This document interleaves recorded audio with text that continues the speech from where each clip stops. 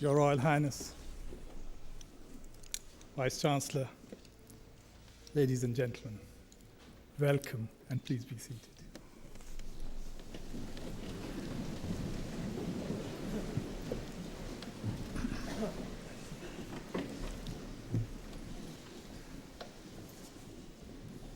It is my honor and pleasure to welcome you all to this lecture by His Royal Highness, the Prince of Wales, to mark the Centre's 25th anniversary. We are most grateful to you, sir, and especially for the great personal effort and determination I know that has been involved in your being here with us today. It is nearly 17 years now that Your Royal Highness visited this same theatre to give your inaugural lecture as patron of the Centre. Your theme then was Islam in the West. You warned of the danger of letting relations between the Western and Islamic worlds deteriorate. Events since then have all too tragically demonstrated that you were right to do so.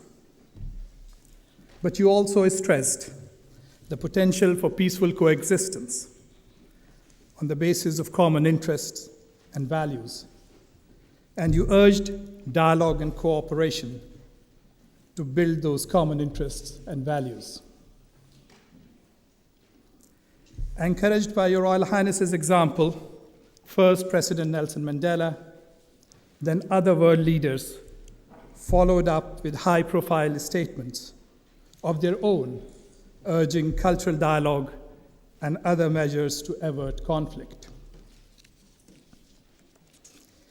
In the intervening years, the Centre has carried on its work of building the personal and institutional connections that sustain goodwill both internationally and locally here in Oxford. We have steadily increased the number of Centre-funded fellowships and scholarships, which have benefited academics from over 50 different countries around the world. Through the Centre's seminar programs and lecturerships, the Centre has continued to expand its teaching commitments within the university. And it is now funding new scholarships to support both British and foreign students to pursue degrees at Oxford. Also, we are at last approaching the day when the facilities in the Centre's new buildings near Magdalen will be ready for use. More space to accommodate the Centre's growing fellowship and teaching commitments, and its growing library will be most welcome. It will enable the Centre to realize its full potential at the practical and symbolic levels to establish an enduring partnership between the Western and Islamic traditions of learning. And in doing so, to play a more effective role and a complementary role in the relevant faculties and departments of this university. The lecture on Islam in the West certainly woke people up to the urgency of its theme. I have no doubt, sir, that your lecture today on Islam and the environment will do the same. The near and long-term effects of how we are abusing our natural environment are deeply troubling. We are surely in urgent need of a new perspective, a fresh approach. In the earlier lecture, you balanced dire warnings with a reminder of the positive things we can do to avoid disaster. Today, likewise, I am sure we will hear of your grave concerns about environmental degradation, irreversible depletion of resources, and the doom that awaits us. But I am hopeful also that as before, you will tell us that we can still do something about it. Remind us of the resources we still have to go about the urgent tasks. Ladies and gentlemen, His Royal Highness, the Prince of Wales.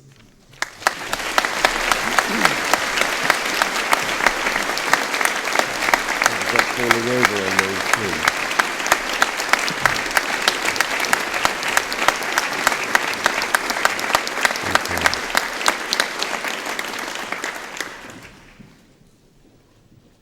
Vice-Chancellor, Your Royal Highnesses, Director, ladies and gentlemen, it is a very great pleasure for me to be here today to help you celebrate the Oxford Centre's 25th anniversary.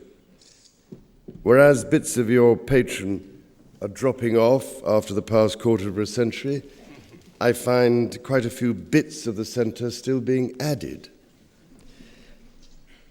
However, I cannot tell you how encouraged I am that in addition to the Prince of Wales Fellowship, the number of fellowships you now offer continues to grow, and also that this summer you will welcome the 5th group of young people on your Young Muslim Leadership Programme, which is run in association with my charities.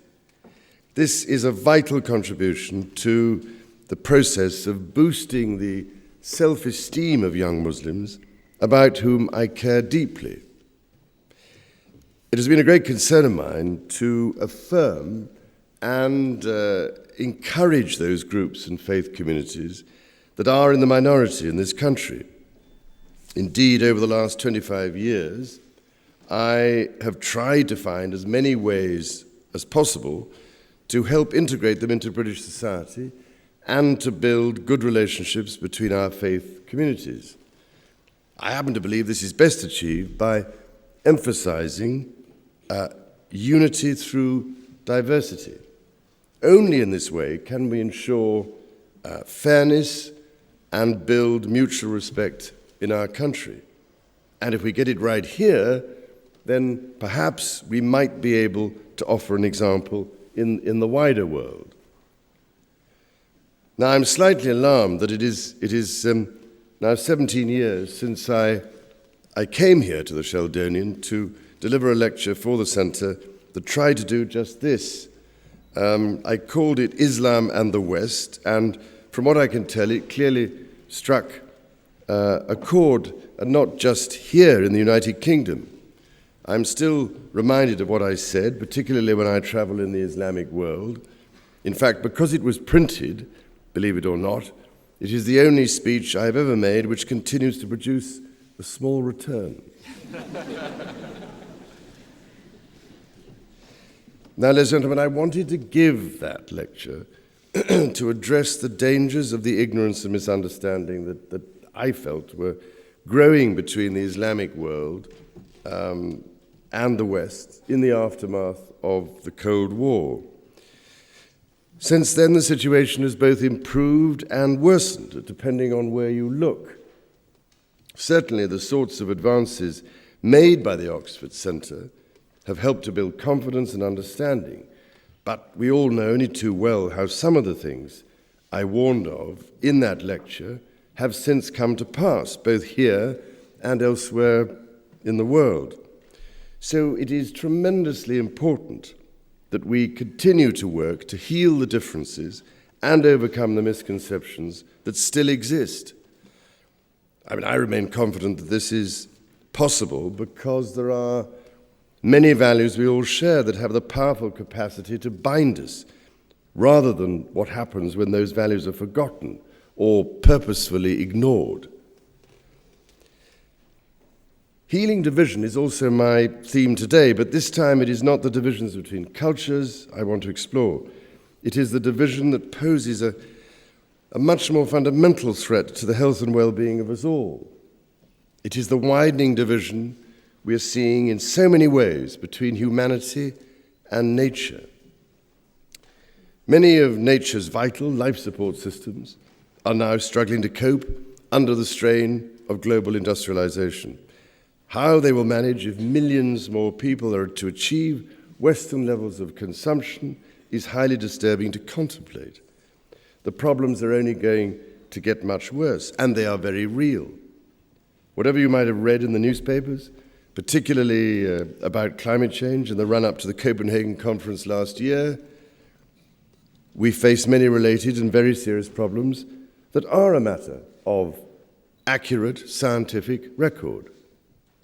The actual facts are that over the last half century, for instance, we have destroyed at least 30% of the world's tropical rainforests, and if we continue to chop them down at the present rate, by 2050 we will end up with a very disturbing situation.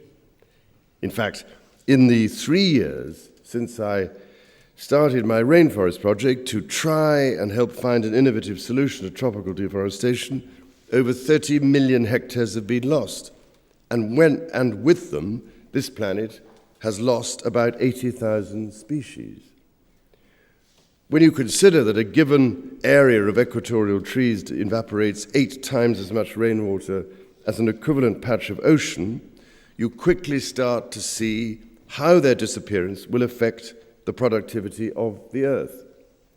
They produce billions of tons of water every day, and without that rainfall, the world's food security will become very unstable. But there are other facts too. In the last 50 years, our industrialized approach to farming has degraded a third of the Earth's topsoil. That is a fact.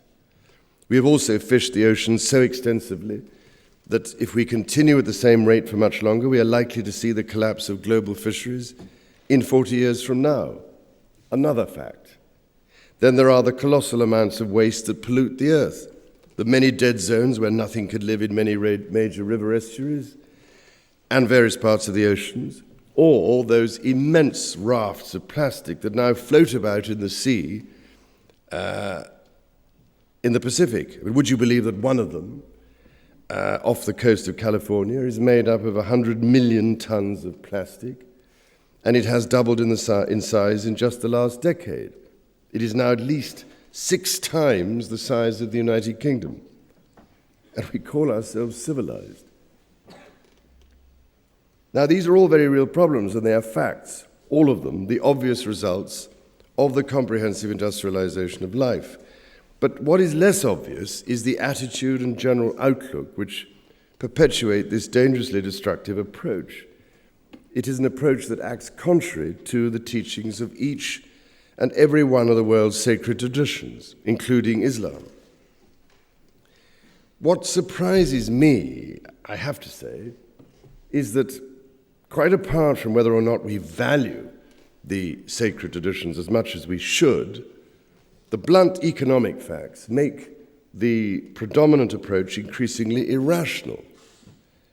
I mean, I imagine that few of you are familiar with the interim report of the United Nations study called the Economics of Ecosystems and Biodiversity Study, which came out in 2008.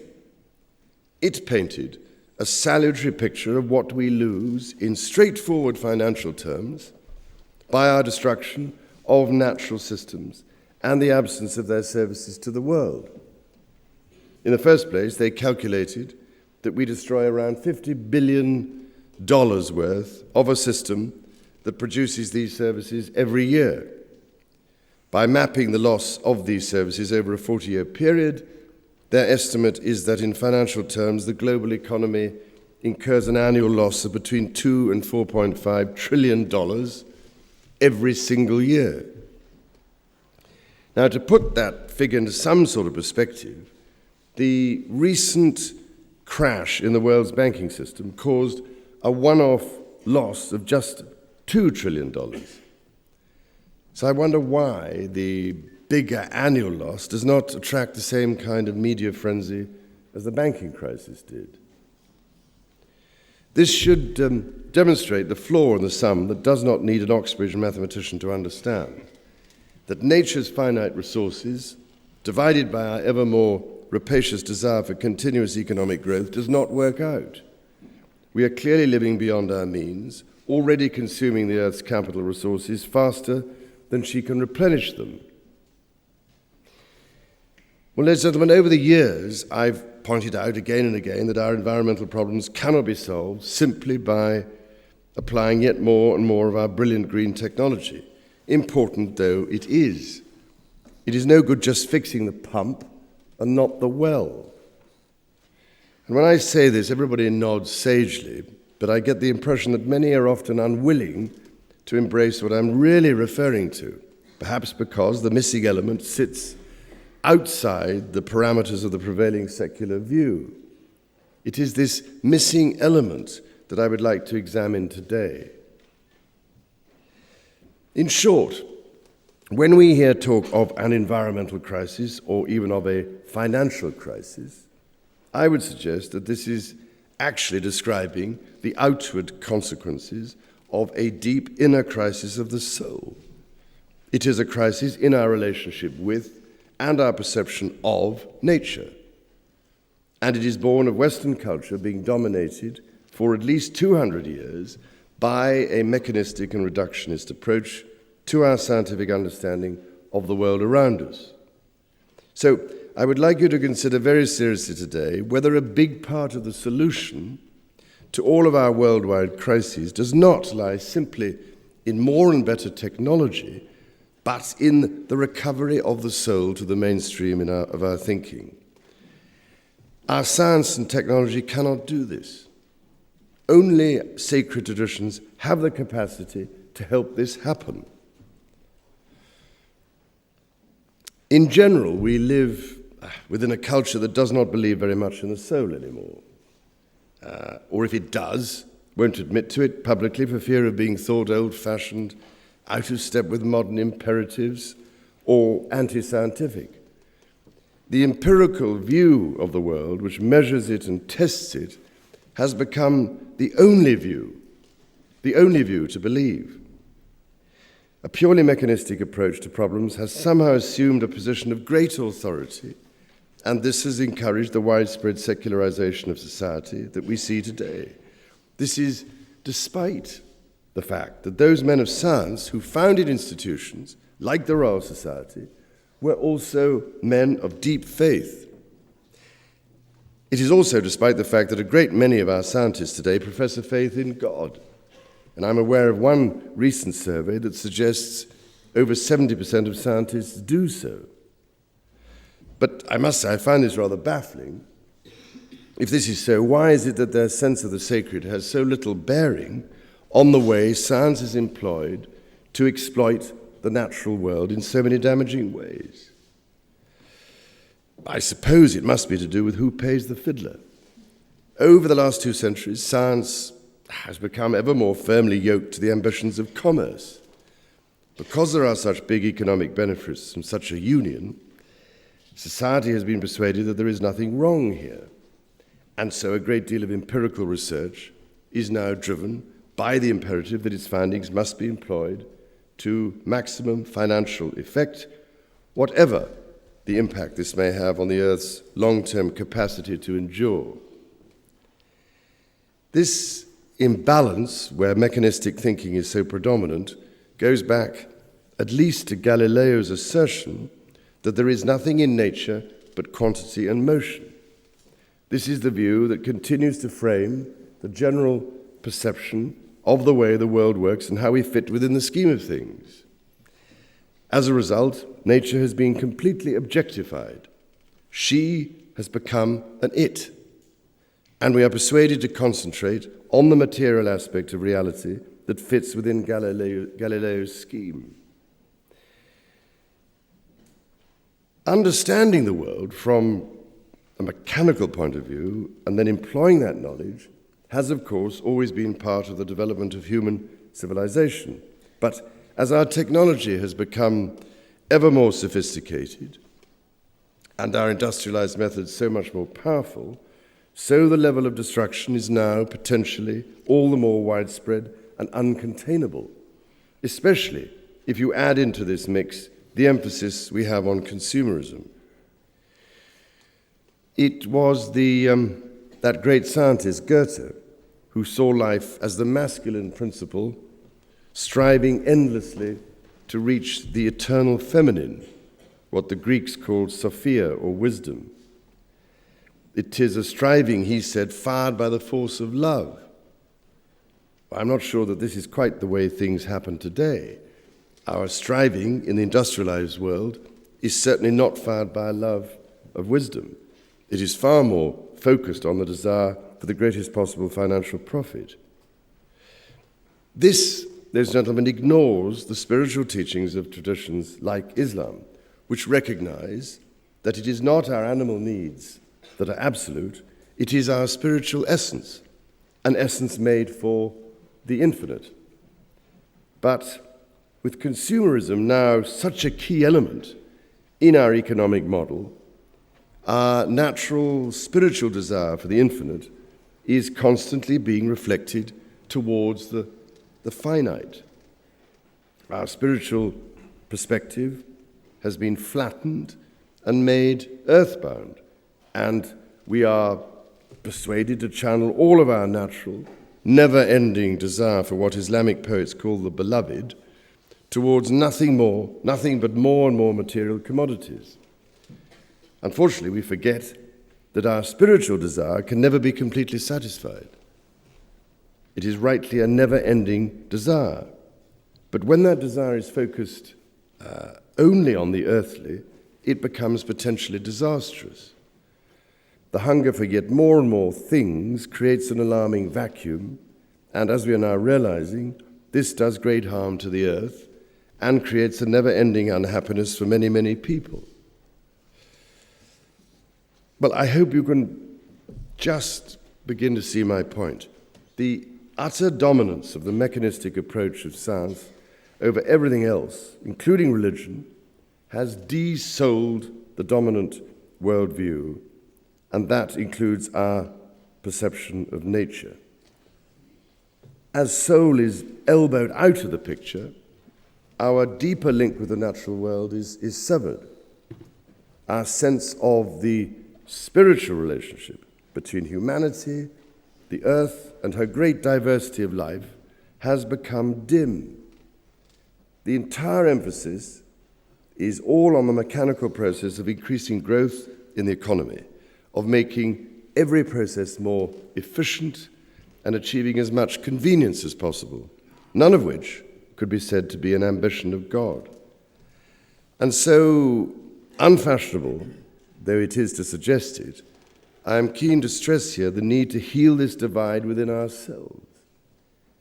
How else can we heal the divide between East and West unless we reconcile the East and West within ourselves? Everything in nature is a paradox and seems to carry within itself the paradox of opposites. Curiously, this maintains the essential balance. Only human beings seem to introduce imbalance. The task is surely to reconnect ourselves with the wisdom found in nature, which is stressed by each of the sacred traditions in their own way. My understanding of Islam is that it warns that to deny the reality of our inner being leads to an inner darkness which can quickly extend outwards into the world of nature. If we ignore the calling of the soul, then we destroy nature. To understand this, we have to remember that we are nature, not inanimate objects like stones. We reflect the universal patterns of nature. And in this way, we are not a part that can somehow disengage itself and take a purely objective view. Now, from what I know of the Quran, again and again, it describes the natural world as the handiwork of a unitary benevolent power. It very explicitly describes nature as possessing an intelligibility, and that there is no separation between man and nature, precisely because there is no separation between the natural world and God.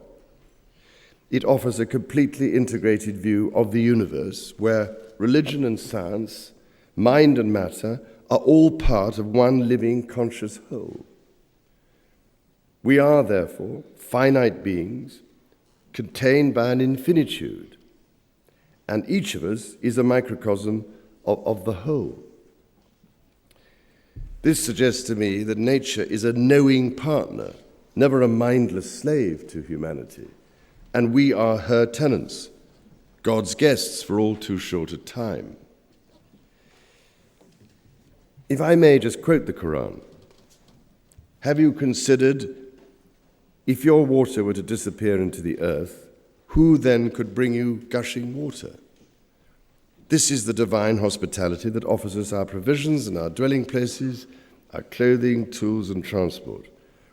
The earth is robust and prolific, but also delicate, subtle, complex, and diverse, and so our mark must always be gentle, or the water will disappear, as it is doing in places like the Punjab in India. Industrialized farming methods there rely upon the use of high-yielding seeds and chemical fertilizers, both of which need a lot more energy and a lot more water as well. And as a consequence, the water table has dropped dramatically. I've been there, I've seen it. So far by 3 feet a year. Punjabi farmers are now having to dig expensive boreholes over 200 feet deep to get at what remains of the water, and as a result, their debts become ever deeper, and the salt rises to the surface, contaminating the soil. Well, this is not a sustainable way of growing food and maintaining the well-being of communities. It does not respect divine hospitality. The cost it incurs will have to be borne by those who will inherit what is fast becoming the ruined and frayed fabric of life. So for their sake, we have to acknowledge that the immediate short-term financial benefits of our predominant mechanistic approach are too expensive to continue to dominate our way of life. This, ladies and gentlemen, happens when traditional principles and practices are abandoned, and with them all sense of reverence for the earth, which is an inseparable element in an integrated and spiritually grounded tradition like Islam, just as it once was firmly embedded in the philosophical heritage of Western thought. The Stoics of ancient Greece, for instance, held that right knowledge, as they called it, is gained by living in agreement with nature, where there is a correspondence or a sympathy between the truth of things, thought, and action. They saw it as our duty to achieve an attunement between human nature and the greater scheme of the cosmos. This, incidentally, is also the teaching of Judaism. The book of Genesis says that God placed mankind in the garden to tend it and take care of it, to serve and conserve it for the sake of future generations. Adamah in Hebrew means the one hewn from the earth, so Adam is a child of the earth.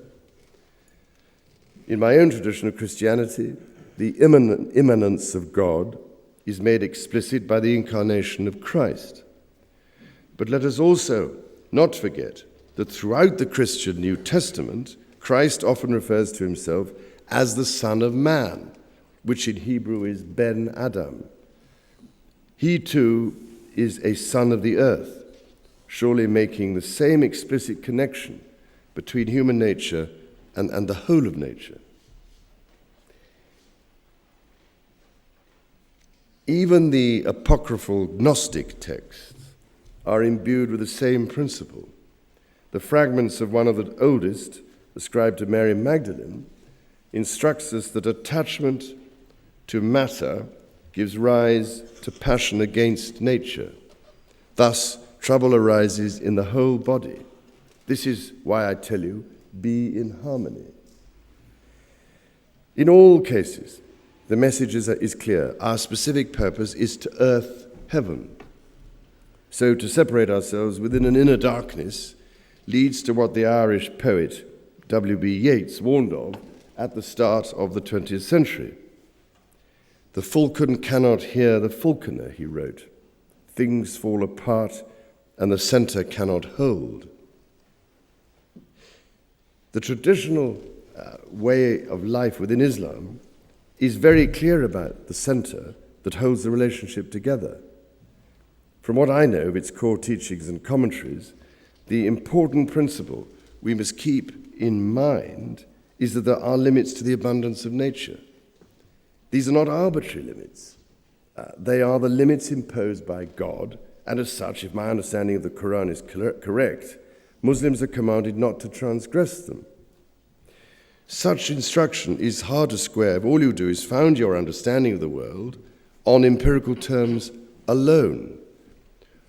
400 years of relying on trying and testing the facts scientifically has established the view that spirituality and religious faith are outdated expressions of superstitious belief. After all, empiricism has proved how the world fits together, and it is nothing to do with a supreme being.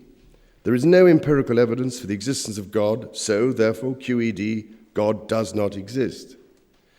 It is a very reasonable, rational argument, and I presume it can be applied to thought too. After all, no brain scanner has ever managed to photograph a thought nor a piece of love, and it never will. So QED, that must mean thought and love do not exist either. Clearly, ladies and gentlemen, there is a point beyond which empiricism cannot make complete sense of the world. It works by establishing facts through testing them by the scientific process. It is one kind of language, and a very fine one, but it is a language not able to fathom experiences like faith or the meaning of things. It is not able to articulate matters of the soul. This is why it consistently elbows soul out of the picture. But we do have other kinds of language, as Islam well knows, and they are much better at dealing with the realm of the soul and matters of meaning. Each is a different aspect of our language, in fact. Each deals with different aspects of the truth. And if you put empiricism, philosophy, and the spiritual perception of life together, just as the Islamic tradition at its best and richest has always done, then they tend to complement each other rather well. Take the difference this made in the 9th and 10th centuries. As an example, during the so-called Golden Age of Islam, it was a period that gave rise to a spectacular flowering of scientific advancement, but all of it was underpinned by an age-old philosophical understanding of reality and grounded in a profound spirituality, which included a deep reverence for the natural world. Theirs was an integrated vision of the world, reflecting the timeless truth that all life is rooted in the unity of the Creator. This is the testimony of faith, is it not, embodied in the contemplative implication of the formless essence of the Quran's hakika. It is the notion of tawheed, the oneness of all things within the embrace of the divine unity. Islamic writers express it so well. Ibn Khaldun, for instance, who taught that all creatures are subject to a regular and orderly system. Causes are linked to effects where each is connected with the other. Or the great Shabistari in 14th century Persia, who talked of the world being a mirror from head to foot, in every atom 100 blazing suns, where a world dwells in the heart of a millet seed. Words that resonate, don't you think, with William Blake's famous lines, "To see a world in a grain of sand and a heaven in a wildflower."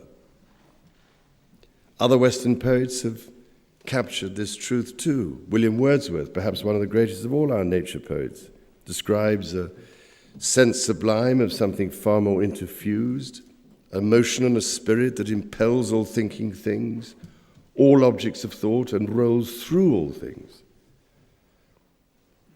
I only quote the poets because they help us identify this sense sublime and inspire reverence for the created world.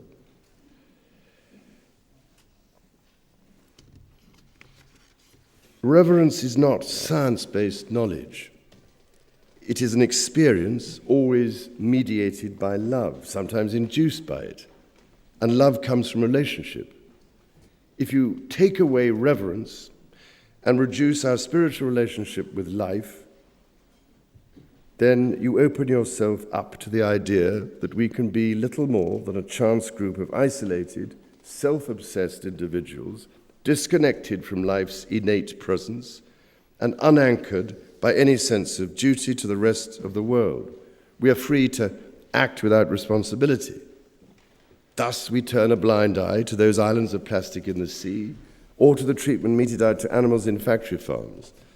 And it is why the so-called precautionary principle is so often thrown out of the window. This, ladies and gentlemen, is the principle that would make us think twice if, say, we were to climb into a vehicle that happens to have a 90% chance of crashing. Instead, because the danger is not proven beyond doubt, we think it is safe to embark upon the journey. This is how we proceed in many significant fields, in matters like genetic modification or climate change. We go on denying that there may be side effects, even if our intuition warns us to be cautious, or even if there is some related evidence. Recently, for instance, the news emerged that for the fourth year in a row, more than a third of honeybee colonies in the United States failed to survive the winter. More than 3 million colonies in the United States and billions of honeybees worldwide have died. Scientists say they are no nearer to knowing what is causing this catastrophic collapse. But there is plenty of evidence that modern pesticides have played their part. Given that bees, like nearly every other bug, are insects, I would have thought it was rather obvious. And yet we carry on with a narrow-minded, mechanistic approach to industrialized farming with all its focus on high yields at whatever price. So we lace the fields with pesticides that kill insects. It is quite bizarre how we continue to entrust our food security to the very substances that are destroying the harmonic cycle which produces our food. It really is a form of collective hubris, and I often wonder if those who practice such well-exercised skepticism in these matters will ever see that the emperor is wearing no clothes. This, then, is why the wisdom and learning offered by a sacred tradition like Islam matters. And if I may say so, why those who hold and strive to preserve their sacred traditions in different parts of the world have every reason to become more confident of their ground. The Islamic world is the custodian of one of the greatest treasuries of accumulated wisdom and spiritual knowledge available to humanity. It is both Islam's noble heritage and a priceless gift to the rest of the world. And yet, so often, that wisdom is now obscured by the dominant drive towards Western materialism, the feeling that to be truly modern, you have to ape the West. To counter that tendency, I've done what I can with my School of Traditional Arts to nurture and support traditional and sacred craft skills, not least those of Islam, because they keep alive a perspective that we sorely need, even though short-term fashion deems them to be irrelevant. The geometry and patterning that is taught at the school is the basis of the many crafts that have been all but abandoned in many parts of the world, including the Islamic world. It is a tragedy of monumental proportions that they are being forgotten because they reflect the spiritual mathematics found everywhere in nature. As Islam teaches very specifically, it is a patterning that reflects the very ground of our being. It is the divine imagination, so to speak, the ineffable presence that is the sacred breath of life. As the 17th century mystic Ibn Ashir puts it, by the practice of these arts, you see the one who manifests in the form, not the form by itself. For many in the modern world, this is hard to understand because the view of God has become so distorted. God is seen as being somehow outside his creation rather than part of its unfolding, what the Welsh poet Dylan Thomas called the force that through the green fuse drives the flower. Being the principle that underlines the cosmos is the result of God knowing it and of it knowing the uncreated God. Notice the emphasis there on uncreated. It is of profound importance. The basis of all existence is in this relationship. I suspect the reason why this is such an unfashionable view is that the deep-seated experience of participation in the living, creative presence of God is offered to us in all traditions, not by empiricism, but by revelation. This is a rare and precious gift, and only given to those whose supreme humanity and capacity for great humility achieves a mastery over the ego. It comes at the moment when the knower and the known become one. The moment when the mind of man comes into union with the mind of God. This, of course, is not deemed possible from an empirical point of view, but revelation is a very different kind of knowing from scientific evidence-based knowledge, and I cannot stress the point strongly enough. By dismissing such a process and discarding what it offers to humankind, we throw away a very important lifeline for the future. But I must say, ladies and gentlemen, once you do blend the different languages, the empirical and the spiritual, together, as I am suggesting, and as I have been trying to say for so long, then you do begin to wonder why the skeptics think the desire to work in harmony with nature is so unscientific. Why is it deemed so worthwhile to abandon our true relationship with the beingness of all things, to limit ourselves to the science of manipulation, rather than immerse ourselves in the wider science of understanding? They seem such spurious arguments because, as Islam clearly understands, it is actually impossible to divorce human beings from nature's patterns and processes. The Quran is considered to be the last revelation, but it clearly acknowledges which book is the first.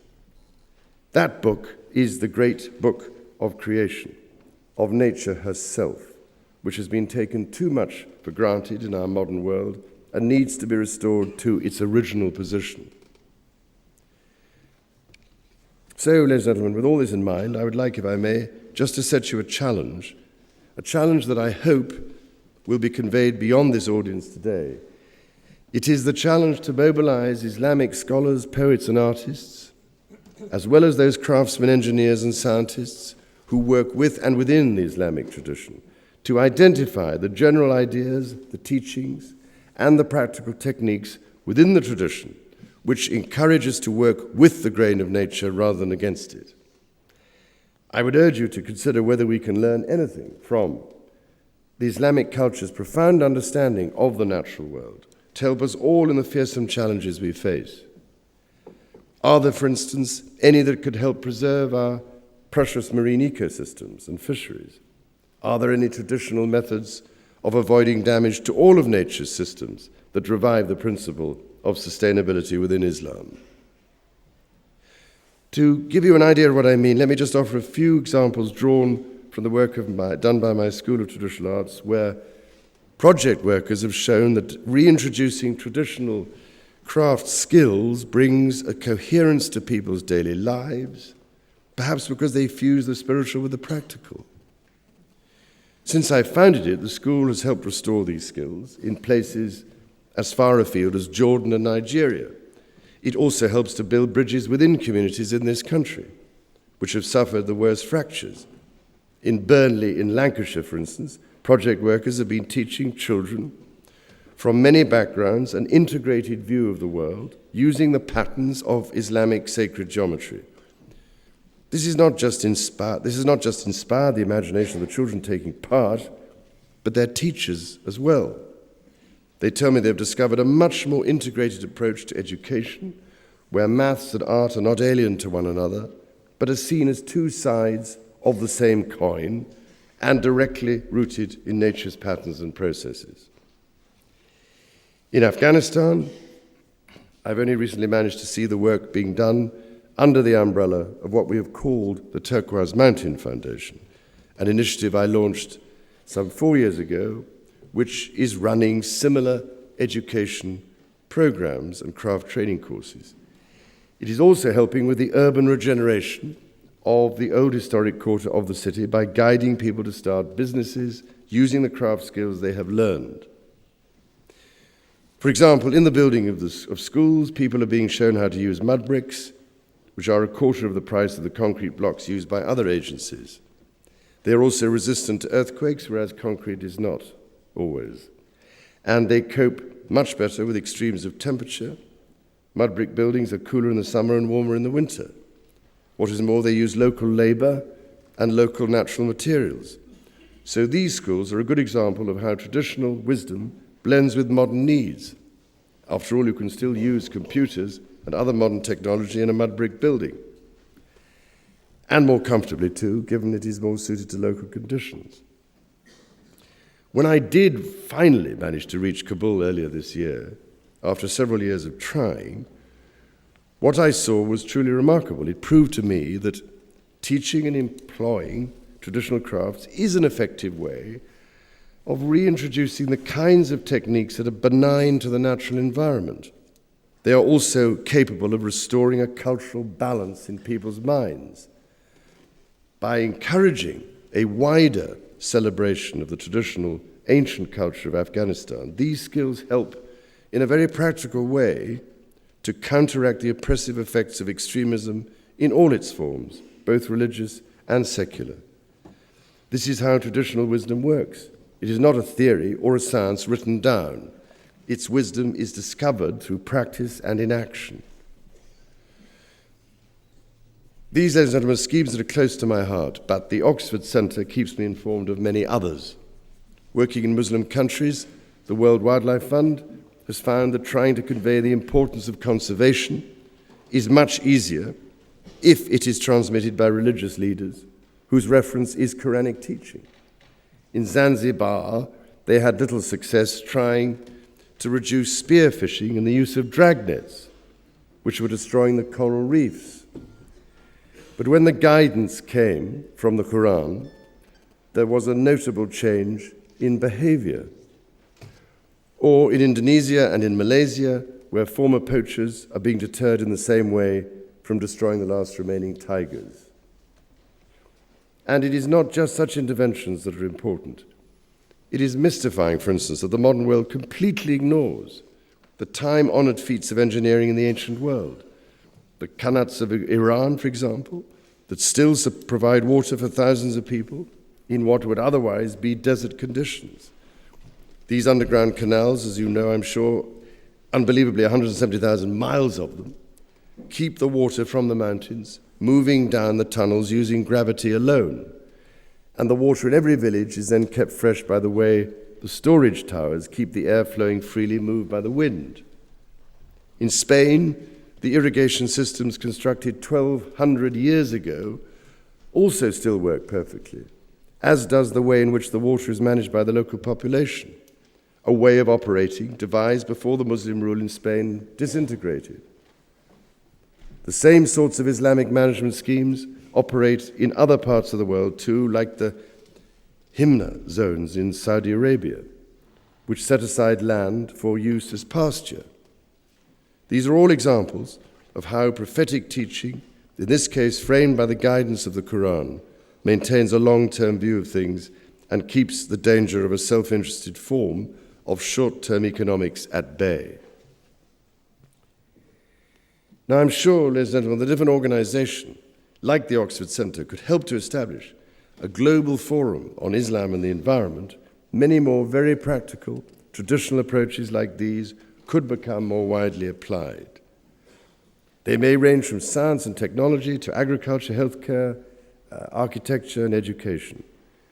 Think what could be achieved if mothers and fathers, the teachers in madrasas and imams, all sought to demonstrate to children how to translate Islamic teachings into practical action, how to blend traditional knowledge and awareness of nature's needs with the best of what we know now. This is certainly something I feel we have to do. And the one final issue I have to mention as I close, perhaps a few facts and figures might demonstrate why. When I was born in 1948, a city like Lagos in Nigeria had a population of just 300,000. Today, just over 60 years later, it is home to 20 million. 35,000 people live in every square mile of the city, and its population increases by another 600,000 every year. I choose Lagos as an example. I could have chosen Mumbai, Cairo, or Mexico City. Wherever you look, the world's population is increasing fast. It goes up by the equivalent of the entire population of the United Kingdom every year, which means that this poor planet of ours, which already struggles to sustain 6.8 billion people, will somehow have to support over 9 billion people within 50 years. In the Arab world, 60% of the population is now under the age of 30. That will mean, in some way or other, 100 million new jobs will have to be created in that region alone over the next 10 to 15 years. Now, I'm well aware that the very long-term prediction is that population may go down. 150 years from now, the trends suggest there may be as few as 4 billion people, maybe even just 2 billion. But there is no getting away from the fact that in the short term, in the next 50 years, we face monumental problems as the figures rocket. No megacity can ever hope to catch up with the present expansion in their numbers to provide adequate healthcare, education, transport, food, and shelter for so many. Nor can the earth herself sustain us all when the demands and pressures on her bounty worldwide are becoming so intense. Now, I know it is a complicated issue. The experts suggest that in theory, the earth could support 9 billion people, but not if a vast proportion is consuming the world's resources at present Western levels. So the changes have to be essentially twofold. It would certainly help if the acceleration slowed down, but it would also help if the world reduced its desire to consume. Now, I've been following very carefully the findings of my British Asian Trust in India, which has been helping to run a women's education project in a drought-prone region of Maharashtra called Satara. They have noticed that a real difference can be made when women are able to become more involved in the running of the community. This is also the experience in Bangladesh. And I've long been fascinated by Muhammad Yunus's Grameen Bank of Bangladesh. It operates microcredit schemes that offer loans to the poorest communities through a bank which is now 90% owned by the rural poor. Interestingly, where the loans are managed by the women of the community, the birth rate has gone down. The impact of these sorts of schemes of education, the provision of family planning services, has been widespread. Whereas in the 1980s, the average family in Bangladesh had 6 children, now the average figure is 3. But with megacities growing as they are, I fear there is little chance these sorts of schemes can help the plight of many millions of people unless we all face up to the fact more honestly than we do that one of the biggest causes of high birth rates remains cultural. It raises some very difficult moral questions, I know, but do we not, each one of us, carry the same responsibility towards the earth? It is surely time to ask if we can come to a view that balances the traditional attitude of the sacred nature of life, on the one hand, with, on the other, those teachings within each of the sacred traditions that urge humankind to keep within the limits of nature's benevolence and bounty. Ladies and gentlemen, you have endured all this with patience and fortitude. Some people longing to answer their telephones.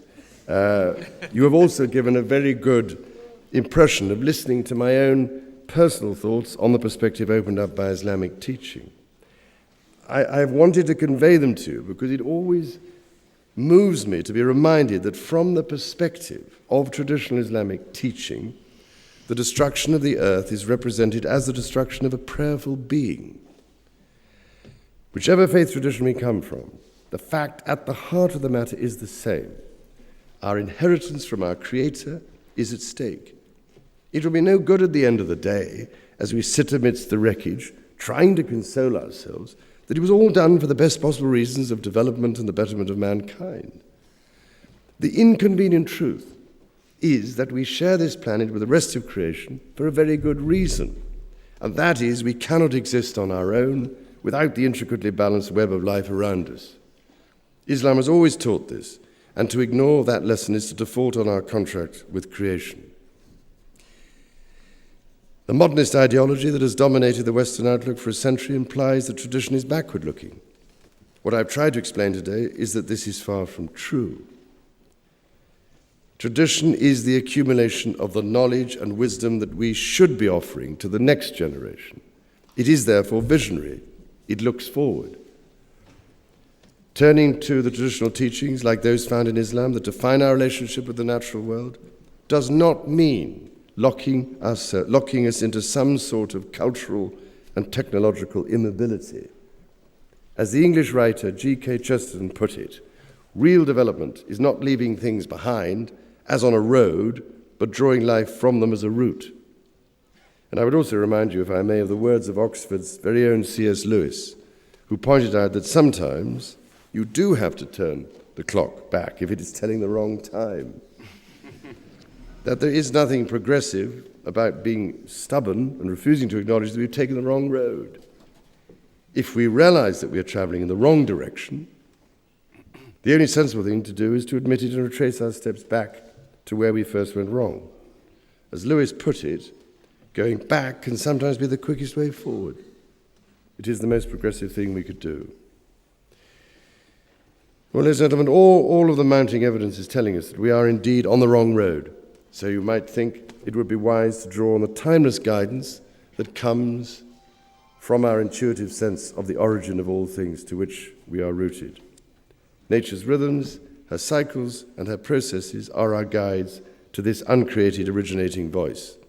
They are our greatest teachers because they are expressions of divine unity, which is why there is a profound truth in that seemingly simple old saying of the nomads, that the best of all mosques is nature herself. Thank you, ladies and gentlemen.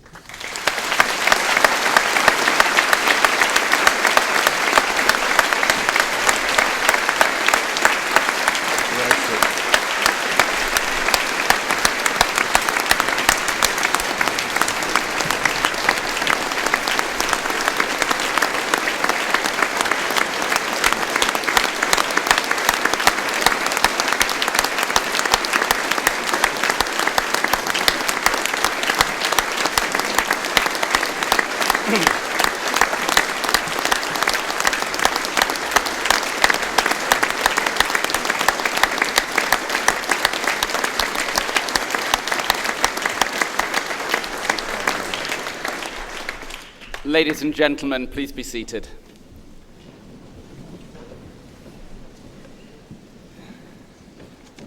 Your Royal Highness, it is a great honor to have been asked by Dr. Nizami to preside at your lecture and to give the vote of thanks. You have given a most stimulating lecture on the environmental issues that face the whole of humanity, and given it from the perspective of Islam and its interactions with the subject. Sir, it has been an enormous pleasure, too, to have been able to welcome you back to the University of Oxford to lecture on this subject. This is a follow-up, sadly, after a period of almost 20 years, to your earlier lecture given in this theatre on the subject of Islam and the West.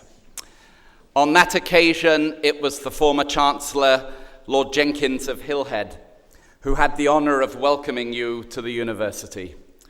And I count myself as fortunate indeed that your return should fall within my watch as Vice-Chancellor.